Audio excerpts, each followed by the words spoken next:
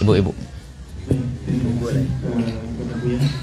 Para ibu yang akan bertanya silakan atau boleh mau dibacakan.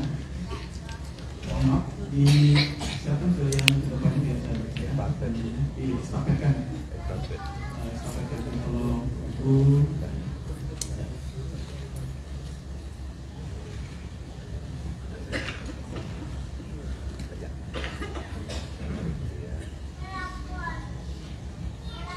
Baik, ini pertanyaan dari ibu kita, Pak Ustadz. Assalamualaikum warahmatullahi wabarakatuh.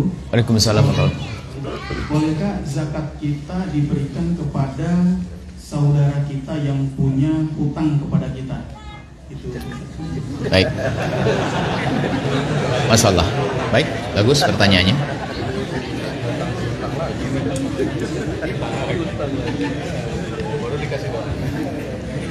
Baik. Bagaimana kita memberikan zakat? Yang pertama, nasihat. Zakat berikan kepada yang berhak dari kaum fakir dan miskin. Termasuk di antara berhak terima zakat orang yang punya utang, yang kelilit utang karena kebutuhan-kebutuhan tadi itu, punya utang. Dia berhak terima zakat.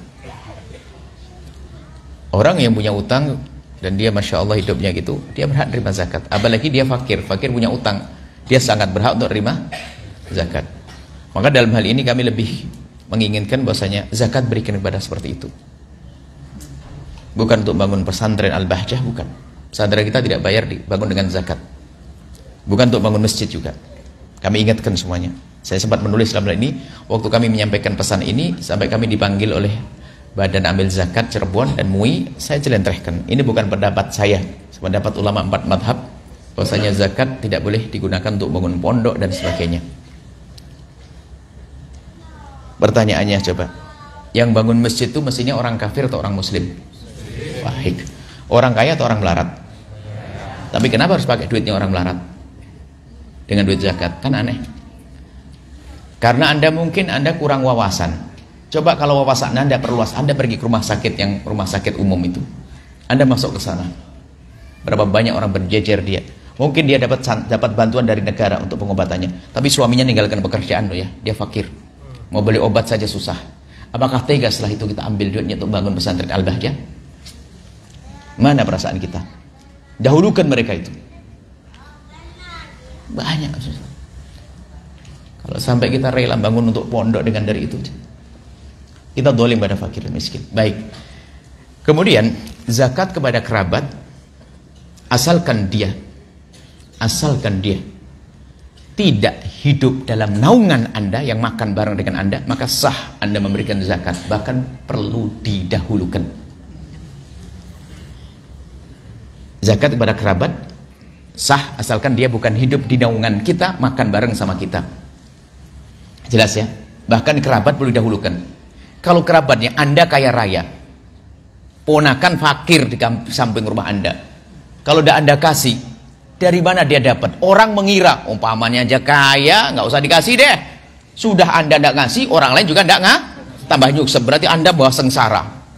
Duduk dengan Anda bermasalah, orang lain nggak ngasih, Anda juga nggak ngasih. Maka dikatakan, jangankan kok zakat, sedekah kepada kerabat itu menjadi berlipat-lipat. Sedekah. Maka ada kalau orang-orang sedekah banyak kepada saya tanya, Bu, anaknya di mana? Oh, sudah selesai Bu ya. Benar ini. Khawatir dia hawa nafsu. Sedekah ke pondok banyak, anaknya pada nyungsep. Saya tidak setuju itu. Hawa nafsu namanya. Baik. Kemudian caranya yang orang punya utang pada saya, Bu ya, nyungsep dia punya utang pada saya. Bolehkah saya bayarkan zakat kepada dia? Boleh, dengan catatan jangan potong hutang. Nggak boleh, kalau potong hutang nggak sah. Anda berikan kepadanya, kalau dia membayar alhamdulillah, kalau tidak mungkin dia punya kebutuhan yang lebih penting karena dia orang fakir. Hati-hati, jangan salah. Main potong aja. Ini yang saya perlu waspadai. Nggak ada potong. Loh, nggak boleh potong. Karena apa? Bisa saja dia utang kepada orang yang lebih perlu daripada kita. Mungkin punya kebutuhan yang lebih lagi. Ayo. Hati-hati dalam ini, harus ada ilmunya. Jangan asal saja. Boleh-boleh. Potong saja, main potong-potong nggak ada. Nggak sah. Ya, jelas ya. Diberikan dulu kepadanya. Setelah itu kalau dia ngasihkan, Pak, bayar dong utangnya. Ini nagih sih boleh-boleh aja. Nagih. Kalau ternyata, aduh mohon maaf Bu, anak saya masuk rumah sakit. Ya masa kita tegas lagi, sudah. Ya, gitu, seperti itu jawabannya. Allah alam bisa.